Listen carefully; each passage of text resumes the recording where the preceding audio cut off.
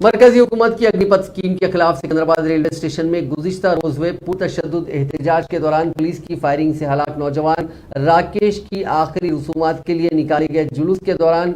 उस जुलूस में शामिल बाज नौजवानों ने तेलंगाना के जिले वरंगल में BSNL के दफ्तर पर हमला कर दिया और उसके शीशों को तोड़ दिया। उन नौजवानों ने दफ्तर के बोर्ड को आग लगा दी और मोदी ज़ेरे क़यादत मरकजी हुकूमत के खिलाफ नारेबाजी भी की।